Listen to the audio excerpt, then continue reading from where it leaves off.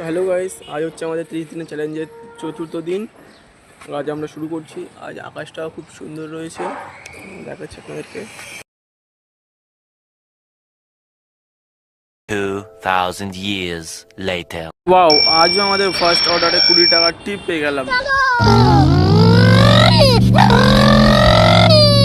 প্রথম অর্ডার তুলে নিলাম এবং ডেলিভারিও করে দিলাম। A few moments later. এরপর দ্বিতীয় অর্ডার তুলে নিলাম এবং ডেলিভারি করে দিলাম।